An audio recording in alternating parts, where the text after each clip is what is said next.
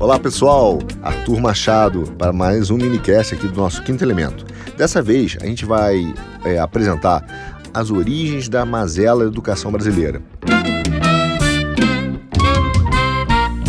Na verdade, a gente pensa que já conhece até de onde vieram os maiores problemas e quais são os seus efeitos. Mas muito desse diagnóstico vem de forma equivocada. Aliás, outro dia até, é interessante como a gente volta a tratar os problemas de forma confusa. E isso acontece muito pela esquerda brasileira. Eu vi outro dia até uma deputada, Tabata do Amaral, falando que seria muito bom ter uma matéria no colégio chamada Educação Política, que falaria isso sobre como é que é o Senado, o vereador, etc., de uma forma muito inovadora. Só que isso no Brasil já existiu há muito tempo, a famosa OSPB e a Educação Moral e Cívica, e que até a esquerda no Brasil é que fez questão de tirar da escola. Aí eu fico pensando, será que é só uma questão de cinismo, amnésia, ou talvez uma falta realmente de conhecimento sobre a história da educação brasileira?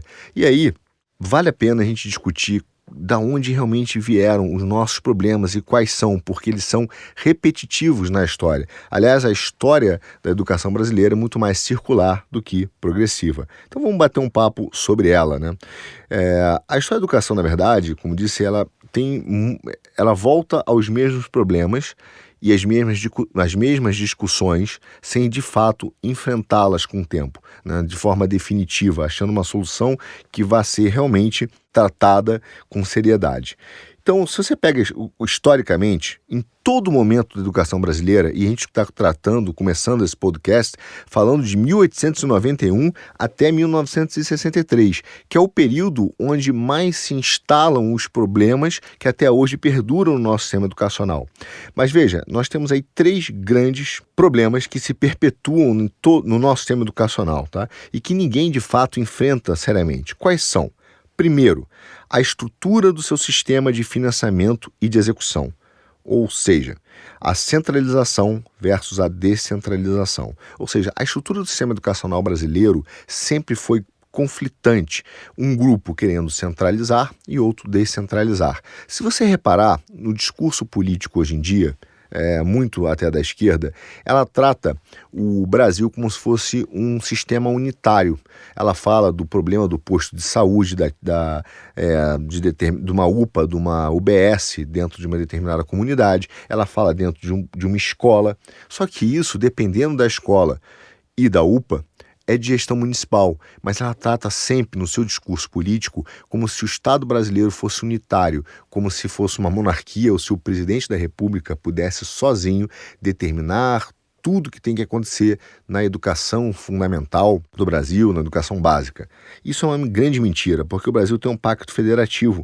Nós não somos um unitarismo, nós somos uma federação, o federalismo, que é, na verdade, supletivo e redistributivo do ponto de vista do governo federal. Mas essa discussão, ela é histórica no Brasil. Então é por isso que até hoje, apesar de nós termos adotado de forma definitiva o federalismo, ainda há muita pressão política para se tratar o assunto de uma forma central, unitária. Então o primeiro grande problema vem da discussão da estrutura do seu sistema de financiamento. Segundo, da sua execução. Historicamente, a gente vai ver sobre isso. Há no Brasil a vontade de se fazer um sistema único educacional público. Isso significa sem as escolas privadas. Inclusive até hoje, nas secretarias de educação, geralmente aí dos municípios, até dos estados, você tem um grande esforço para a questão da educação pública. Mas as escolas privadas também são reguladas pelos sistemas, pelas secretarias estaduais, né? Muitas vezes você precisa do alvará delas de funcionamento, etc. E aí, da autorização de funcionamento, você acaba tendo um problema sério de que a escola privada não é prioridade ou não é sequer bem recebida, né? É uma relação muito difícil com às secretarias estaduais, porque existe um entendimento, e a gente vai ver por quê, da necessidade de uma execução de ensino público como se ele fosse a única possibilidade possível. E dentro desse sistema de ensino, a ideia de um sistema hegemônico pedagógico. Tá?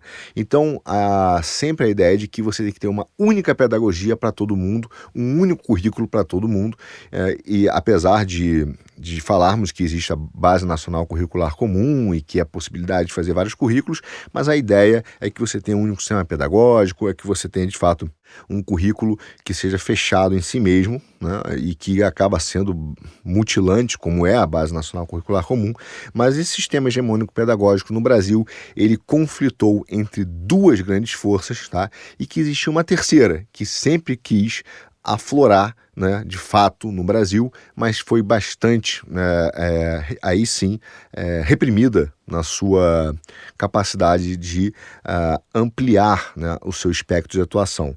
Mas quais são essas duas grandes forças que batalham entre si? O positivismo e a escola-novismo. Nós vamos ver o que é isso. Você falou, tá, Arthur, e quem é essa terceira? Eu vou deixar para o final para te contar, porque você vai levar uma surpresa, você vai achar que essa é o ensino predominante no Brasil e ele não é. Mas guarde isso. Então, os nossos três problemas que perduram na história do Brasil é a sua estrutura do sistema de financiamento, o seu modo de execução e o seu sistema pedagógico. Para entender como esses pontos se repetem, né, e são profundamente entranhados na nossa história, a gente precisa voltar no tempo e eu vou começar aí realmente pelo final do século XIX, onde já se instituiu a República, tá? E não é trivial, porque essa questão do financiamento, na verdade, dessa discussão financiamento e federalismo, é um tema tão complexo e gerou tanto debate no Brasil que a origem dele remonta até anterior à República, tá? Remonta à Constituinte de 1823, quando houve a proposta, né, de uma monarquia federativa e ela foi combatida, né, pelo José Bonifácio, exatamente porque ela tinha essa ideia de você ter o federalismo, e o Brasil sempre conflitou, tensionou essa questão do federalismo e da centralização. Bom, até porque, qual o motivo desse conflito? Se você pega nos Estados Unidos, os Estados Unidos formou uma federação, um federalismo baseado em agregação. Você já tinha os estados separados, você já tinha um direito histórico, consuetudinário, que existia ali, né, culturas e práticas diferentes, né, em cada estado. E depois ele agregou. O Brasil não. Ele vai ser um federalismo, nós vamos ver isso mais na frente, rapidamente, mas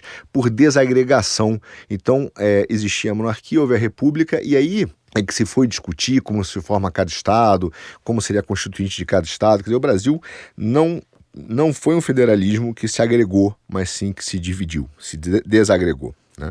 Inclusive, antes de começar a República, tem histórias engraçadas, né, no Brasil em relação a isso, né, que você vai ver que é cultural até hoje, como isso implica a nossa vida. Por exemplo, você teve uma lei que chamou Ato Adicional em 1834. O Ato Adicional, ele fez o seguinte: ele pegou conselhos gerais de caráter consultivo e foram substituídos pelas assembleias provinciais, né? O que isso quer dizer? Você, então, começou a dar mais poder às províncias. Então, as províncias adquiriram competência para poder legislar sobre a arrecadação de imposto, né, e sobre a questão de financiamento, portanto, desde que não prejudicassem os impostos federais, digamos assim, né, os impostos da federação. O que isso significou? Maior poder para as províncias, tá? Maior poder de fazer a sua própria legislação, de legislar sobre a sua fonte de financiamento.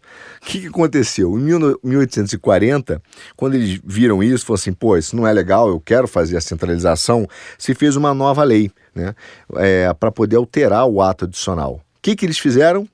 A lei de interpretação do ato adicional. Ou seja, já que eu não posso mudar o ato adicional, eu vou interpretá-lo de uma outra forma. E aí se esvaziou o instrumento, né, se subtraiu, né, retirou das províncias esse controle do sistema judicial, policial, e promoveu a recentralização, que era o que sempre, né, se queria fazer, ao invés da descentralização. Como se fez isso? Através da interpretação. E aí, moderno ou não é? Hein? O que você acha, considerando a história moderna do Brasil? Bom, vamos voltar à nossa questão da educação. A verdade é que o cenário educacional, quando você pega o início da República, ele era muito parecido com o que a gente encontra até hoje.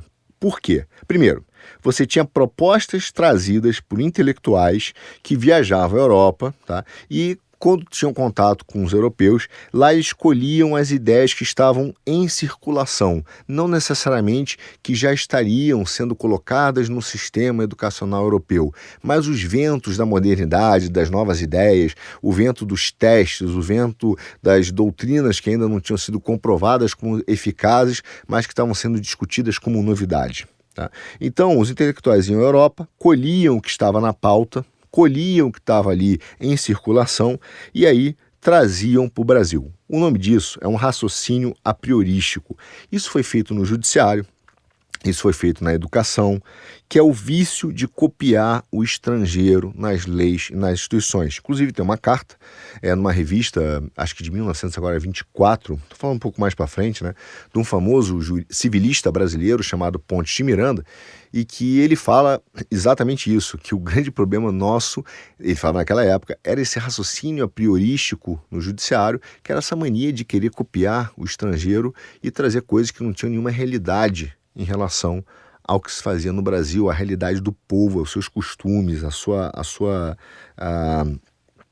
sua vida, né? Aquilo que eles acreditavam, os seus valores. Então, isso realmente era um problema naquela época e continua sendo até hoje. O que a gente faz toda hora? Que é copiar a legislação europeia, que é copiar a legislação americana e se faz uma coxa de retalhos, muitas das vezes, que não tem nenhuma reflexo real na vida do brasileiro. Mas enfim, isso é recorrente na nossa vida e nós não consideramos no país a nossa missão histórica, as nossas origens e o nosso significado como nação e ficamos nesse mundo abstrato. Isso até hoje é feito na educação, tá?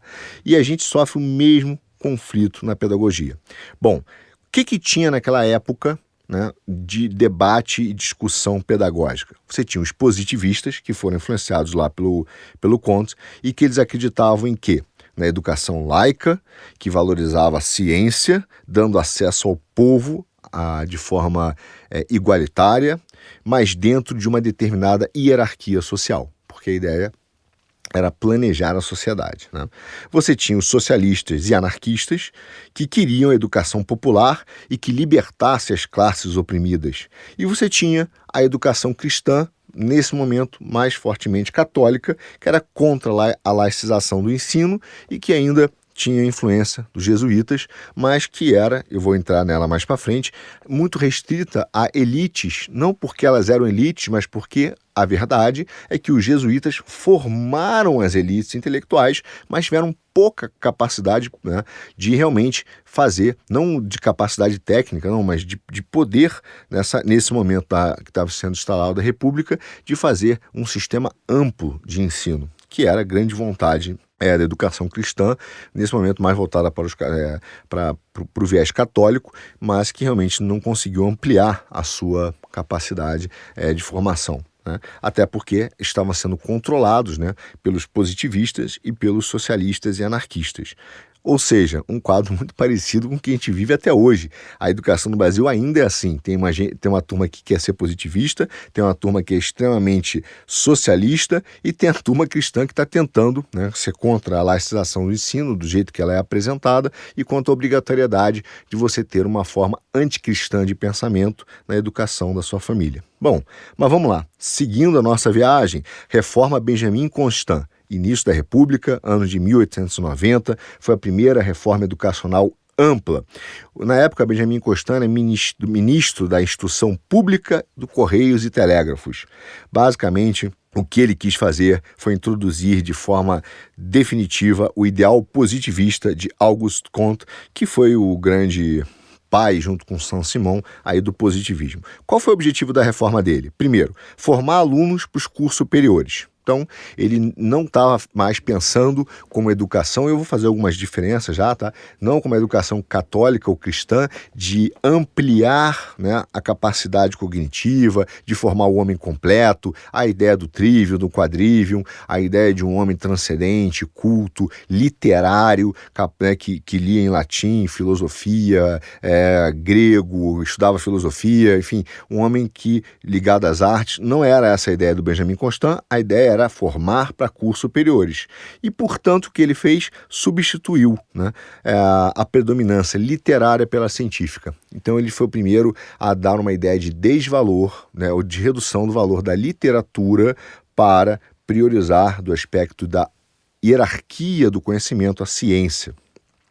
Veja, o positivismo, para você entender, ele só admite, na visão pedagógica, o que é a realidade, tá? Ou seja, o que é verdadeiro e inquestionável, o que é fundamentado pela experiência sensível, não transcendental, tá? Então ele tem um problema clássico com o transcendente.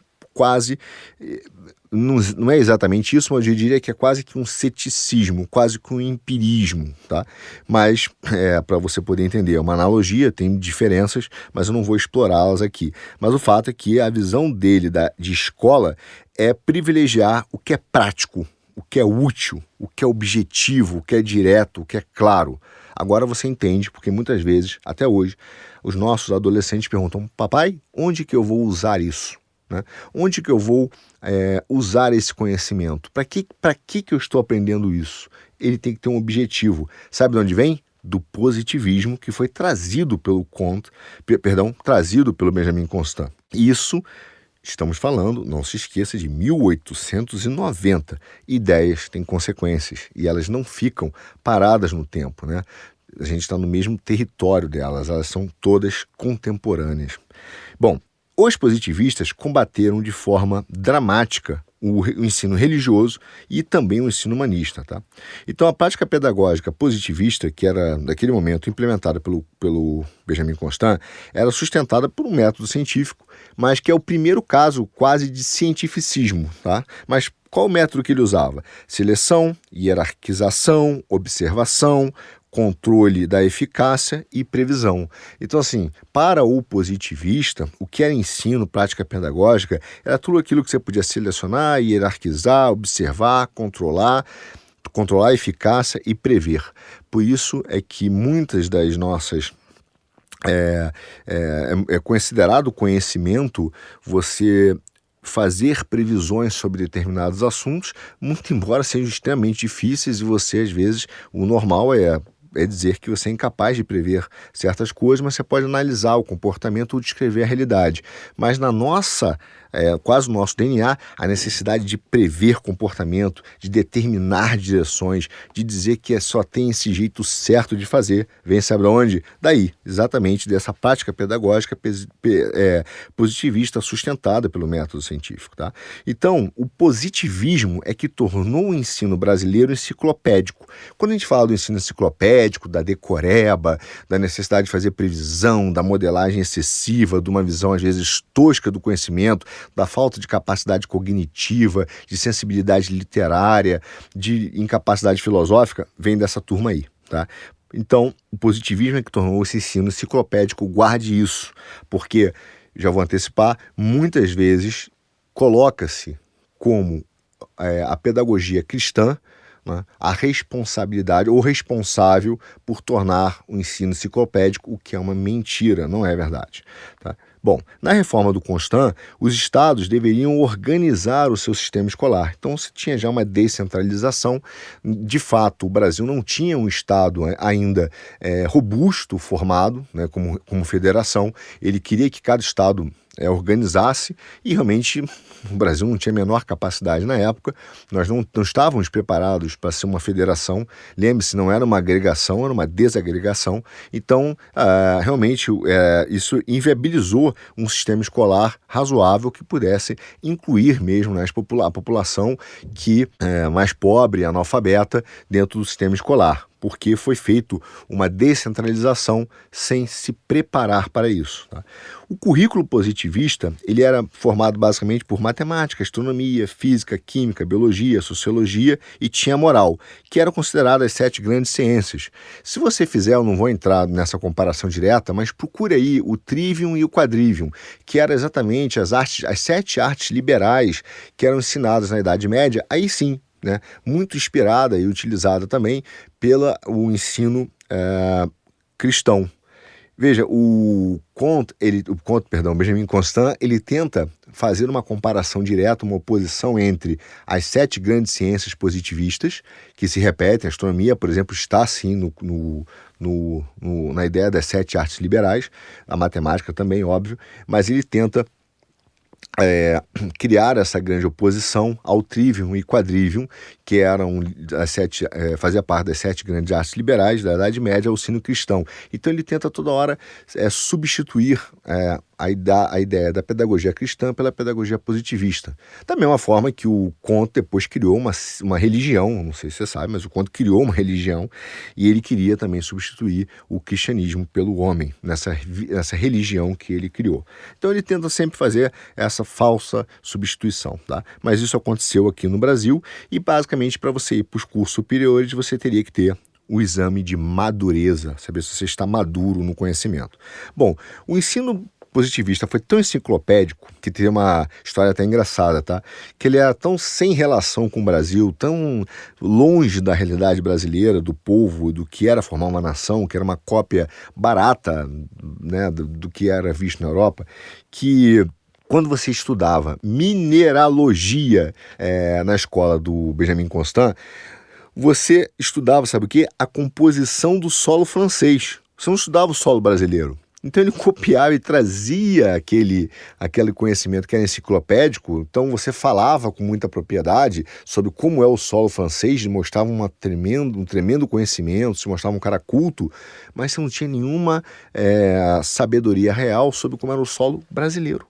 Então veja, os nossos intelectuais, de certa forma, a gente até hoje é contaminado por isso, né? A gente fala sobre ideias e doutrinas muitas vezes europeias e até mesmo, né, de pensadores europeus e de uma forma muito abstrata e que não tem nenhuma realidade com o povo brasileiro. Isso acontece no direito até hoje. O direito sofre muito isso, uma grande abstração, um abstracionismo enorme em relação às leis, e por isso que a gente fala que as leis não pegam, ou que elas não são reais no dia a dia, porque elas não têm nenhum vínculo com a cultura do povo brasileiro, com o direito natural, com o fato de ser cristão ou de ser conservador, não.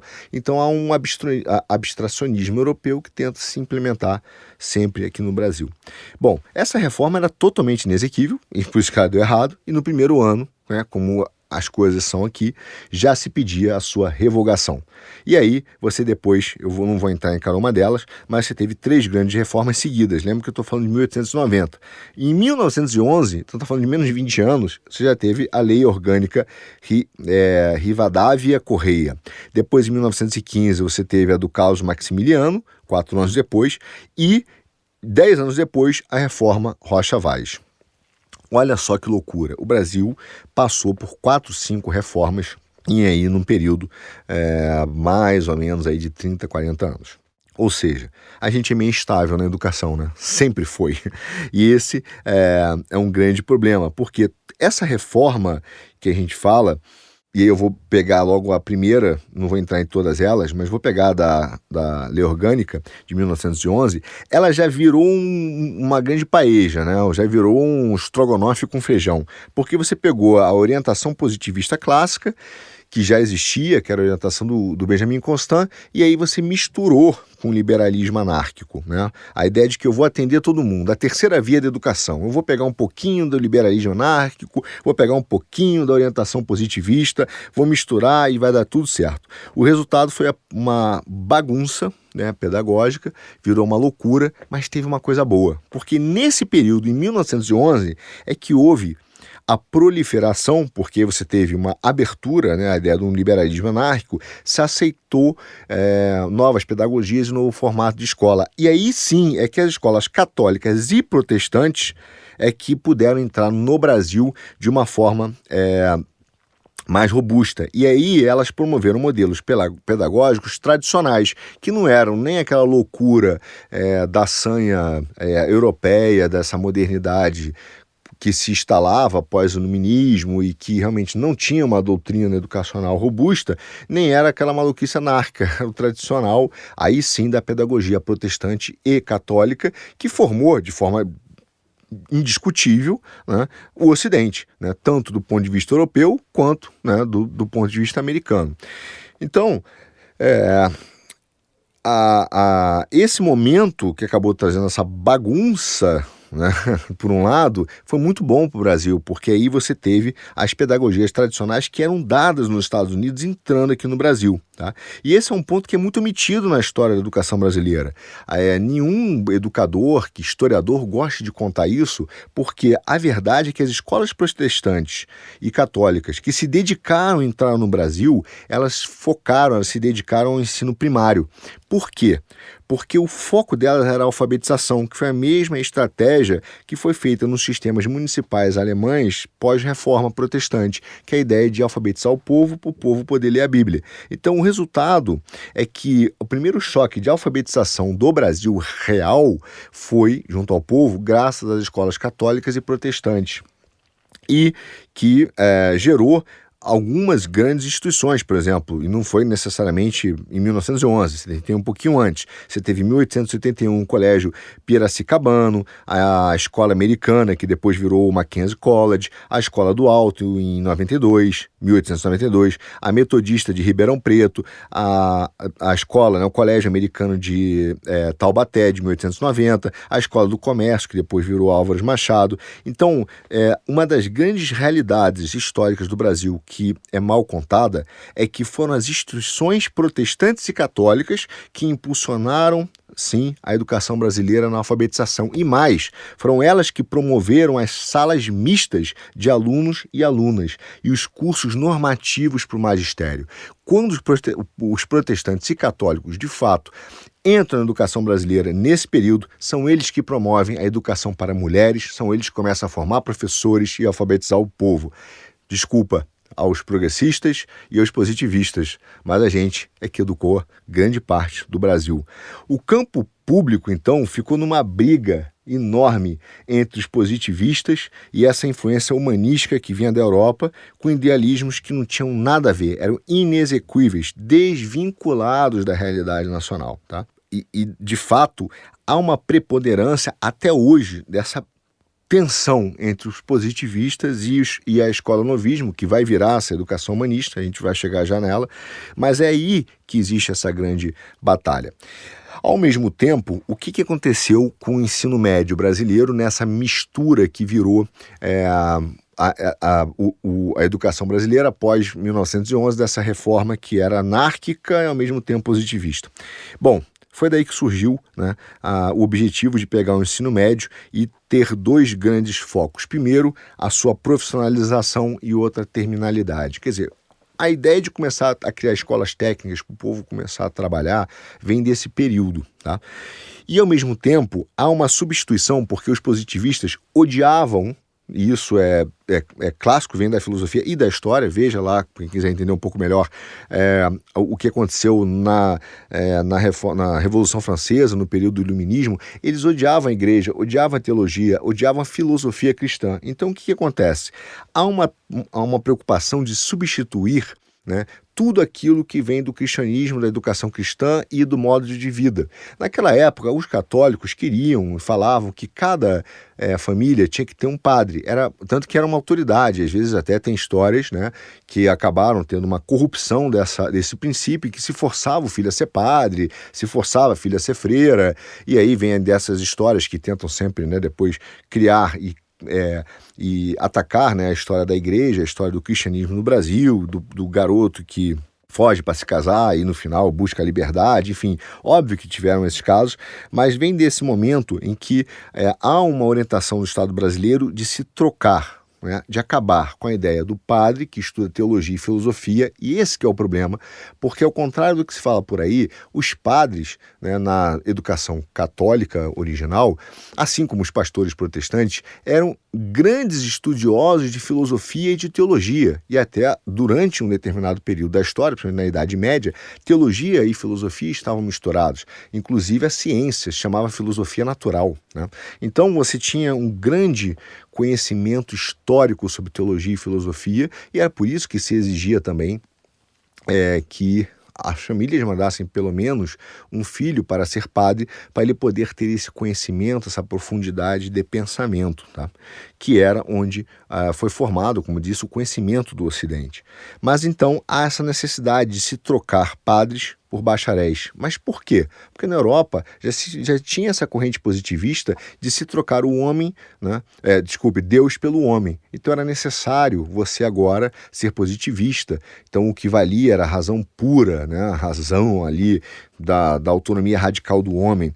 Então nesse momento você tem a ideia de que o grande pensador, o demiurgo universal, o cara que vai planejar a sociedade, o cara que vai planejar o mundo é o advogado, é o bacharel. E aí aqui no Brasil se copia da Europa isso e vem a febre do bacharelismo que até hoje mesmo, atua aqui no Brasil, né? Então você tem essa substituição do padre, que era uma influência dos jesuítas, né, que eram grandes estudiosos de teologia e filosofia, além do ensinamento moral, e ele foi substituído pelo doutor, o filho doutor. Porque o doutor era o cara que vinha do iluminismo e ele trazia o progresso porque ele era o cara que tinha a capacidade de achar a razão pura e ser o demiurgo que vai planejar a sociedade. E, por outro lado, você tinha os militares que garantiam a ordem.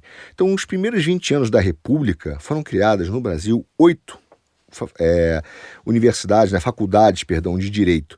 E para você ver, apenas 3 de engenharia. Quer dizer, a febre era produzir gente que saberia fazer as leis e planejar a sociedade. Menos a pesquisa científica, menos a engenharia, menos o trabalho de matemática e muito mais o de bacharelismo. E esse momento é a semente da febre bacharelista, né, brasileira.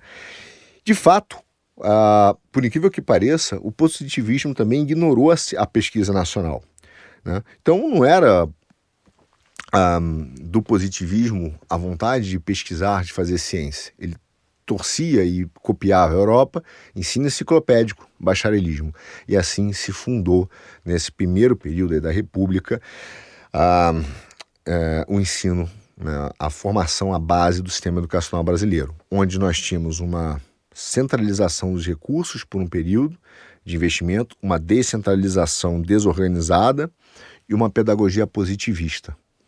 Esse é o momento em que a gente cria a primeira mazela da história brasileira, onde até mesmo o ensino teológico, filosófico, cristão, ele foi, sem dúvida alguma, asfixiado.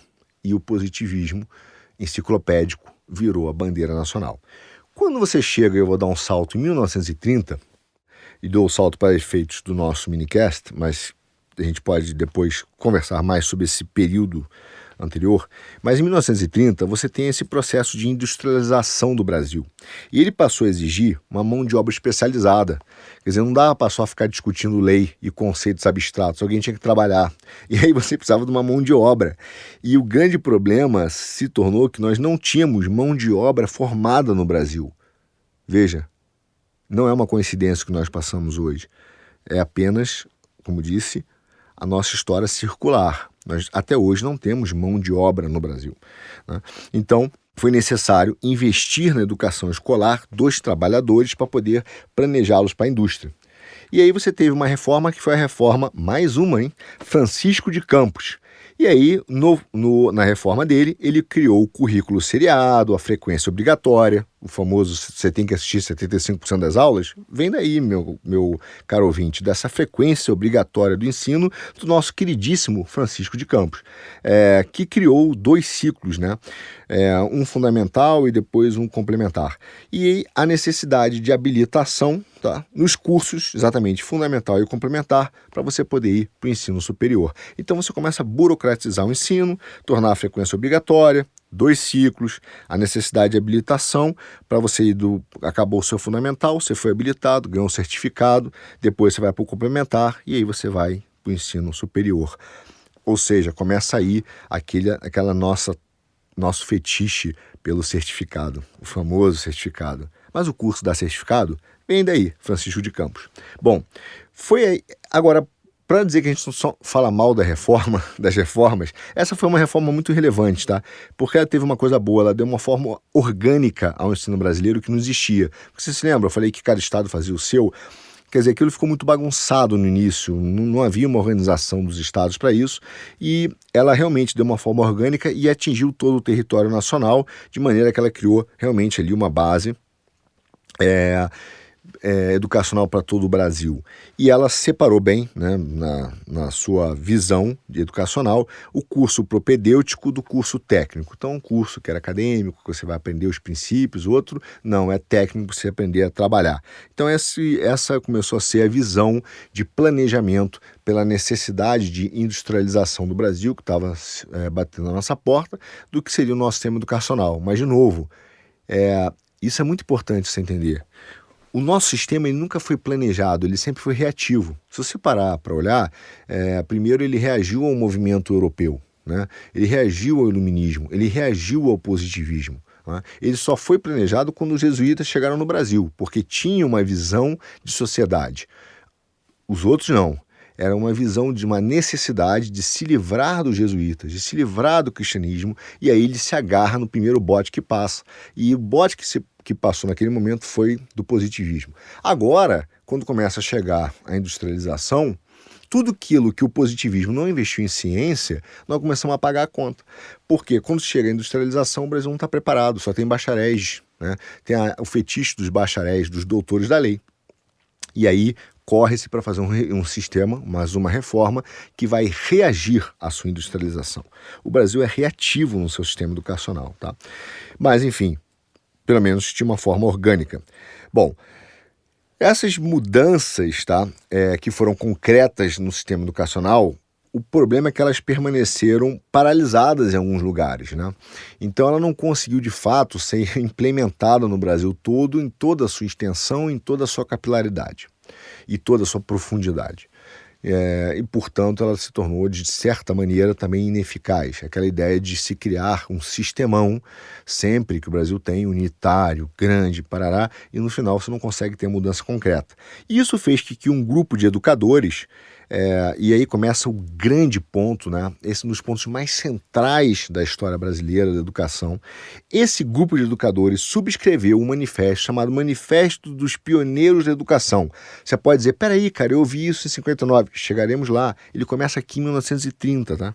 O Manifesto da Educação, que foi redigido pelo educador, sociólogo e historiador Fernando de Azevedo, que foi aí considerado, né, um dos grandes pais da educação brasileira. Não é aquele outro lá, mas é de fato o Fernando de Azevedo, a quem eu também tenho muitas críticas, assim como o Anísio Teixeira, vamos chegar nelas.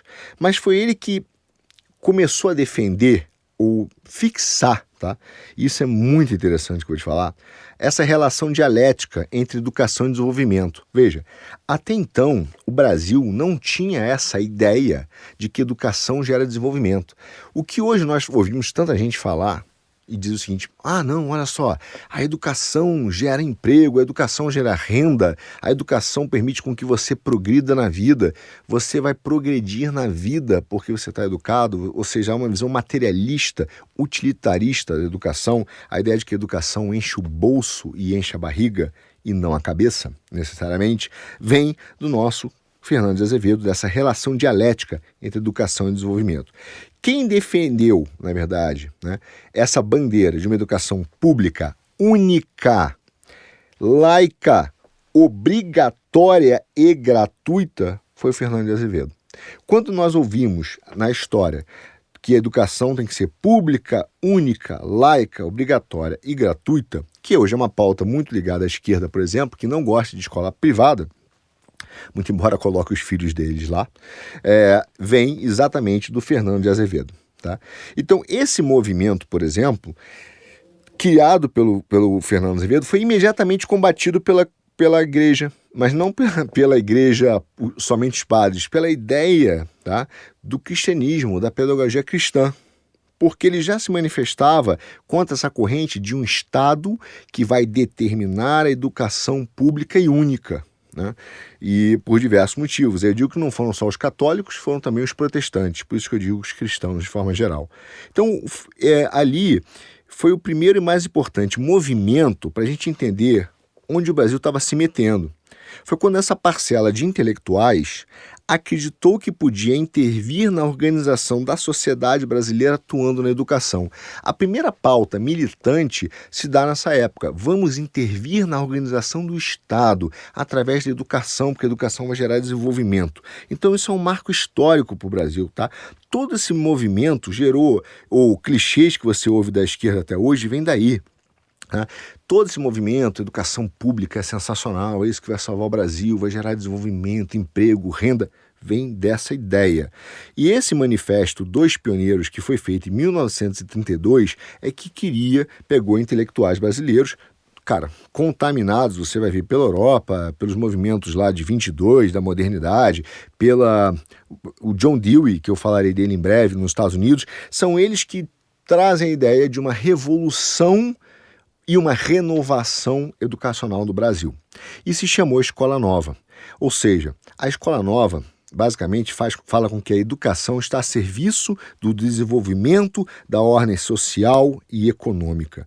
Então, é ela, a Escola Nova, que procura então, adequar a educação a essa realidade vivida. Ela traz a educação não mais para um aspecto transcendente, inteligível, como eu te falei, do mundo das ideias, né, do conhecimento para aumentar a sua capacidade cognitiva. Não, a educação tem que ser realista, e, de certa forma, ela começa a ter tons positivistas, né? Porque ela acredita que ali é um laboratório da vida democrática. Então, ela também começa a ter essa tensão de uma educação como instrumento de revolução social. Vem daqui, da Escola Nova.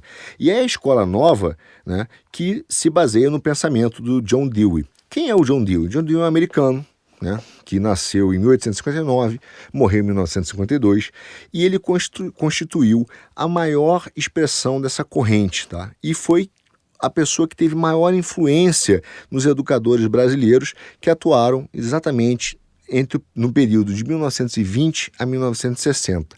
John Dewey influenciou diretamente Fernando Azevedo, Anísio Teixeira e até mesmo Cecília Meirelles. Veja, quem é o John Dewey? John Dewey é um cara que teve aula, né, para vocês entenderem, com Stanley Hall, que foi também influenciado pelo um psicólogo chamado Wilhelm Wundt. Basicamente, Wilhelm Wundt foi quem disse que o homem não tem alma. Era uma pessoa também influenciada pelo Condillac, que foi um francês, tem um minicast que eu falo dele sobre educação, mas ele fala que o homem não tem alma, então o Wilhelm Wundt estava pesquisando que o homem só aprende através das sensações, porque ele é basicamente um ser que tem sistema nervoso central e razão, cérebro, mas não é um ser espiritual, ele não tem alma. Então ele deu aula, ele foi um pesquisador, o Stanley Hall fez isso e o John Dewey acreditava então que o homem deveria ser o centro do seu próprio ensino. Ele deveria produzir o seu ensino e ele acreditou numa educação progressiva. Então é ele que é o grande pai desse sócio-construtivismo, sócio-interacionismo, que depois vai chegar lá na frente, no Piaget, no Vygotsky. Mas o John Dewey é o cara que chega nos Estados Unidos, por exemplo, e acaba com a educação americana, tirando, por exemplo, latim e grego das escolas, né, americanas, tirando latim das escolas americanas e transformando a educação numa coisa prática, né, extremamente prática, para preparar as pessoas para o campo de trabalho. Então ele começa a ter uma ideia de que a educação é apenas um grande curso técnico e todas essas esferas do conhecimento mais nobres, elas são desnecessárias do campo educacional. Olhando agora, a gente fala assim, mas isso era óbvio, como é que os Estados Unidos caiu nessa? Você tem que lembrar também que os Estados Unidos estavam recebendo um número enorme de imigrantes, gente que chegava lá e não falava inglês, né, nesse período. Então, o que ele falou? Quer dizer, a educação do John Dewey foi muito boa, porque você pegava um imigrante polonês que não falava inglês, o americano também não falava nada, e ele não precisava ensinar grandes coisas para o cara, precisava ensinar o cara a trabalhar. Então, esse discurso do Dewey era muito bom para o momento que os Estados Unidos estava vivendo, mas foi destrutivo para a educação. Mas voltando ao nosso bom brasa, a Cecília Meirelles, por exemplo, grande poetisa, ela ficou conhecida, né, como educadora da Escola Novista, após, né, a publicação do Crônicas de Educação, que é uma coletânea muito interessante de artigos que saiu nessa época do jornal. Quem foi o cara que realmente sofreu influência direta do John Dewey? Foi o Anísio Teixeira, que doutorou-se na Universidade de Colômbia e conhecia ali o pensamento de forma mais forte. O John Dewey trouxe isso para o Brasil e influenciou várias pessoas, inclusive o Fernando Azevedo, e o Fernando Azevedo, que foi o redator do Manifesto dos Pioneiros. Agora, todos eles eram iluministas, e como bons iluministas, né, os educadores da Escola Nova elegiam a escola como uma instituição que iria esculpir a República, né, formar o quê? A cidadania. É daqui que nasce essa ideia do Estado pedagogo e da escola cidadã, né? Então a educação não é mais pertencente à família, não tem a ver com valores, não tem a ver com moral, não tem a ver com o transcendente, o inteligível, a filosofia, o pensamento, a busca pela verdade. Não, a educação não busca mais a verdade, a educação busca esculpir a república e formar cidadãos. É aqui, 1932, que sai a semente do mal na educação brasileira, influenciada pelos iluministas, e começa lá atrás com aquele sem vergonha do Rousseau. Bom, o desenvolvimento, então, né, do processo de industrialização brasileira e a sua urbanização fez com que a escola adquirisse, na visão desse pessoal, um papel importante na sociedade. Ela tinha que preparar o indivíduo para o quê? Para o mercado de trabalho, para as máquinas das novas indústrias, tinha que preparar o trabalhador do escritório, o técnico, o funcionário do planejamento, o contador, o funcionário público, o professor. Além disso, tinha que também preparar as profissões tradicionais, como o médico, engenheiro, né, o advogado, a formação de quadro político, os militares, a burocracia da república, os burocratas. Então, assim, toda essa ideia da reforma educacional desse período e o manifesto de 32 tinha como grande objetivo preparar o indivíduo para o trabalho, para a cidadania e para o desenvolvimento do país. Agora, pega essa frase, preparar o indivíduo para o trabalho, para a cidadania e para o desenvolvimento do país. Poderia ser exatamente um lema de uma campanha de qualquer partido hoje no Brasil. Veja a força que essa ideia teve, e ela ainda tem, que a educação é para preparar para o trabalho, cidadania e desenvolvimento. E nós achamos ela extremamente familiar e correta, porque somos contaminados com essa ideia que surge de 32, esquecendo da formação transcendental do homem. Bom, o Fernando Azevedo, ele então, como a pessoa que assinou o manifesto e depois teve uma influência enorme, né, na República, ele previu um acesso igualitário. Né? A ideia dele é o seguinte: quando a gente ouve que a educação tem que ser igual para todos, né, que hoje os deputados de esquerda falam, Tabata, o Boulos, o que ele pensou? Ele pensou o seguinte: vamos pegar todo mundo e botar uma igualdade básica. Todo mundo sai igual. Só existe uma escola, então não vai ter diferença. Só existe a escola pública. Bom, larga todo mundo, igualdade no ensino básico, depois vai para o ensino médio e no ensino superior. Mas, óbvio, até o Fernando Azevedo sabia que não dá para pegar todo mundo da escola, do ensino básico, e levar para o ensino superior, para a universidade. Então, o que ele pensou? Falou o óbvio: vamos fazer uma seleção baseada no mérito. Só que o mérito que ele falava era da diferenciação das capacidades de cada um, porque até o Fernando Azevedo sabia que os seres humanos são diferentes, né, no seu modo de ser, embora sejam iguais no seu ser, né, na sua ontologia, mas eles são diferentes no seu modo de ser. Um joga futebol, o outro joga vôlei, o outro é melhor em matemática, o outro gosta mais de arte, né, um gosta o melhor músico, enfim. Então, ele pensou o seguinte: vamos montar uma engenharia social. Começa todo mundo da mesma escola, só existe uma, de acordo com a sua capacidade, a sua diferenciação, nós vamos permitindo que as pessoas, né, vão subindo nessa escala universitária, e depois, caso ela não consiga subir ao ensino superior, ela vai se encaixando de acordo com o seu perfil na sociedade, em cargos ou trabalhos que a gente precisa: o contador, o professor, o funcionário público e por aí vai. Então ele era um grande demiurgo, um cara que queria fazer engenharia social e planejar a sociedade. Sabe que país é igual a esse? A China, que é exatamente assim. Tá? Então, o governo decide tudo, desde o momento que você estuda até o que você vai ser. Mas, enfim, era uma forma de pensar. Só que, veja, uma das maiores maldades que a gente tem hoje na ideia de igualdade ou diferenciação, né, é que, talvez seja uma das ideias mais perversas, né, que eu acho que a esquerda apresenta, é que ela confunde a diferenciação, o mérito nas capacidades, e ela aponta para uma diferenciação social e econômica. Então ela fala assim, veja, aquele cara é bom ou ele deu certo porque ele é um privilegiado, porque ele nasceu assim, assim, assado. Nunca se refere à sua capacidade, nunca se refere de fato ao seu dom e talento. E aí quando você tem um tremendo jogador de futebol como o Neymar, né, o Pelé, o Zico, essa história aparece muito fortemente e você vê que a esquerda não fala sobre atletas, por exemplo, não fala sobre esporte, né? Porque você vê que não é necessariamente onde você nasce, a sua cor ou como você é, que vai determinar o seu talento, entendeu? E as pessoas têm oportunidades em talento, sim, nas suas formas diferentes, né? Agora, não quer dizer que não haja uma estrutura que torne mais difícil o acesso ao conhecimento. Ninguém está discutindo isso, mas é só para mostrar como, pelo menos naquela época, até mesmo os pensadores da escola novismo entendiam que a diferenciação e o mérito se dava pelo seu talento, a sua capacidade. Agora, por trás disso tudo tem um grande mito que nós tratamos até hoje, que foi um mito criado pelo John Dewey, que é o seguinte, e talvez seja um incômodo que eu vou te contar agora, é que ele criou o mito que a educação é chave para o progresso individual. Foi ele que criou essa ideia que coloca a educação no centro da vida social do indivíduo, afirmando que, através dessa igualdade de oportunidades, dizendo o seguinte, olha, se todo mundo tiver o mesmo acesso à educação, tá? Se todo mundo sair do mesmo piso, significa que você vai conseguir, então, progredir na sociedade, né? E você vai ter sucesso, você vai prosperar.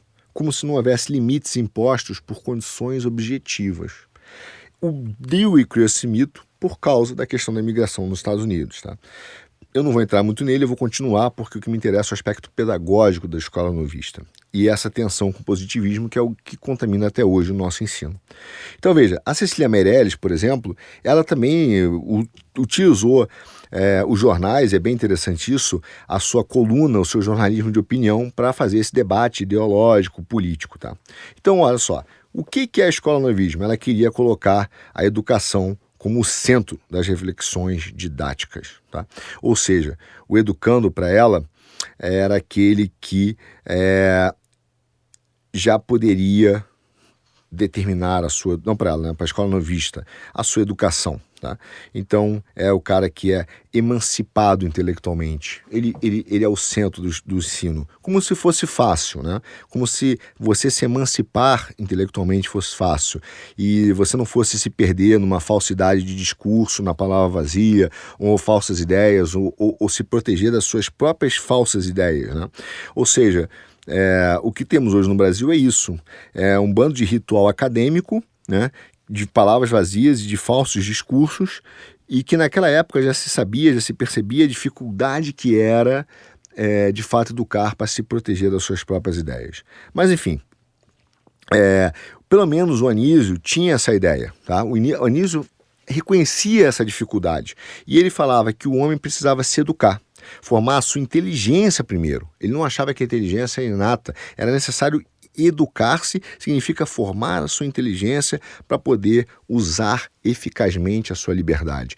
Ele entendia que o homem não poderia, mesmo sendo anticristão, ele entendia que o homem, não anticristão, digo pelo menos uma pedagogia anticristã, né, escola novista, iluminista, ele entendia que o homem precisava formar a sua inteligência, porque se ele não formasse a sua inteligência, não criasse o hábito do estudo, ele não conseguiria usar bem a sua liberdade. Tanto que a ideia de que o homem grego,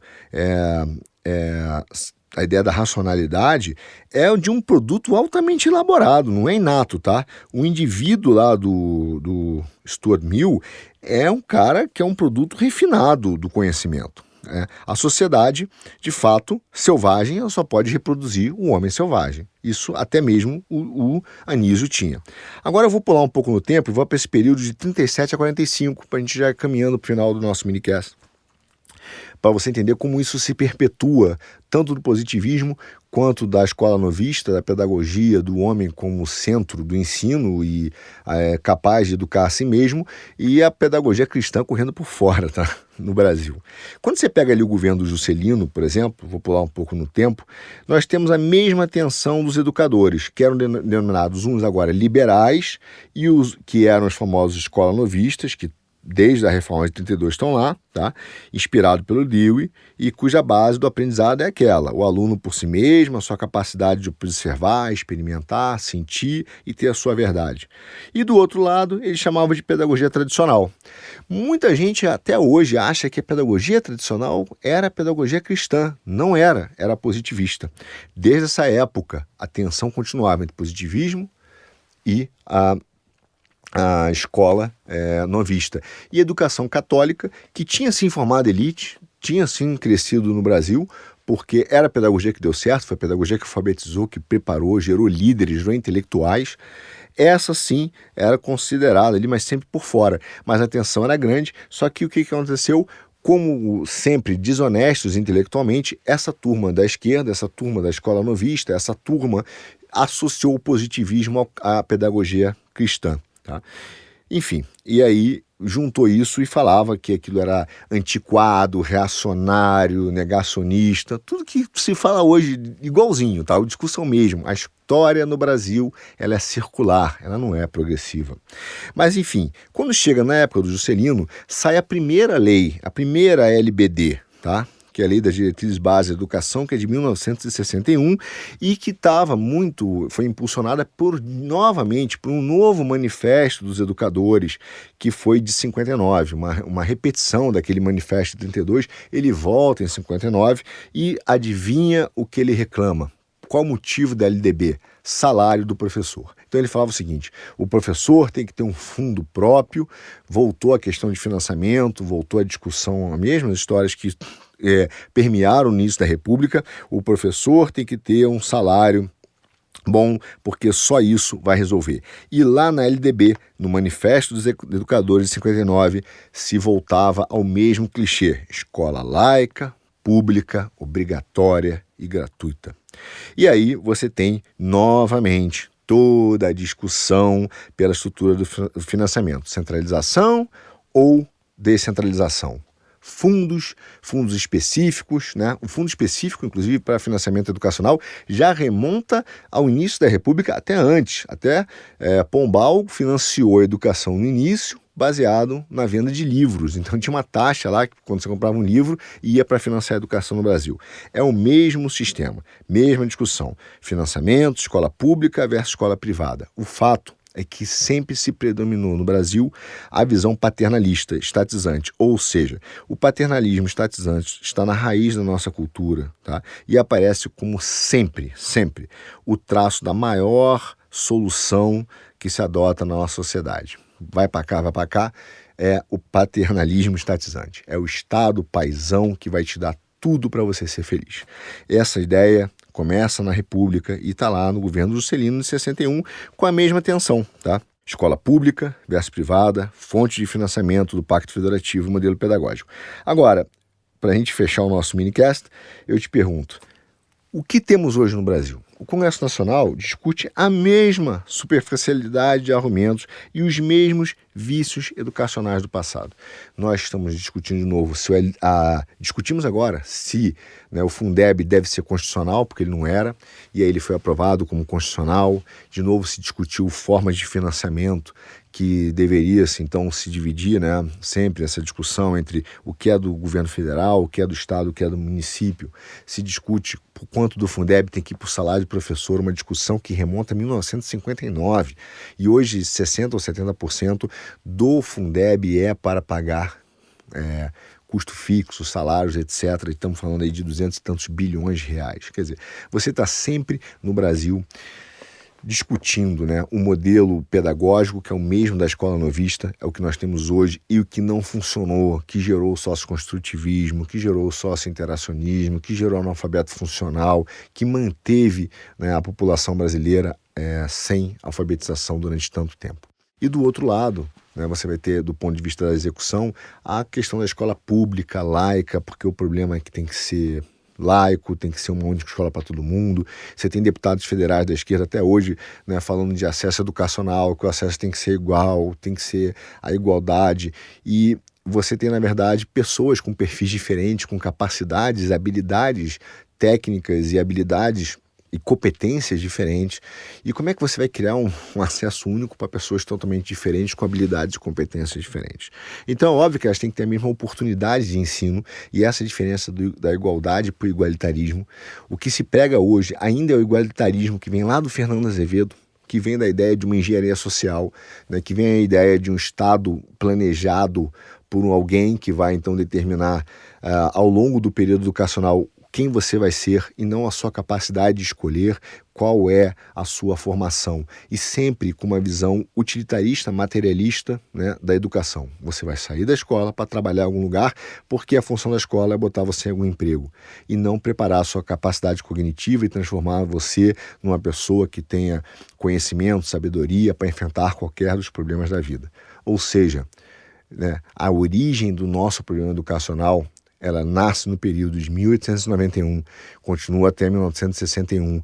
Nesse período, essa tensão entre positivismo, escola-novismo, o afastamento completo da educação cristã, né, do Estado, ele é realizado. A educação cristã forma as elites, não porque ela é elitista, mas foi porque foi a capacidade realmente ali de formar gente, alfabetizar por questões óbvias de evangelismo, de ler a Bíblia, mas a necessidade de conhecer da ciência, também de conhecer o Criador. Então ela fica por fora da educação brasileira durante todo esse período, né, correndo ali marginalizada nesse período. E o que a gente enfrenta são esses 3 itens de forma constante: positivismo, escola-novismo, que é esse sócio-construtivismo atual. Formas de financiamento, centralizado ou descentralizado. E se realmente a gente pode ter ampliação das escolas públicas e das escolas privadas, né? Muitas vezes aqui no Brasil a escola privada é vista como inimiga da educação. Ou seja, a nossa história na educação, ela é circular. Acredito que está na hora de a gente quebrar esse elo, né? Esse foi mais um minicast do Quinto Elemento. Arthur Machado. Não esquece, curte a nossa página, compartilha, bota o coraçãozinho lá. É muito importante que essa mensagem chegue a mais pessoas para que a gente possa conhecer os problemas do Brasil e da nossa educação.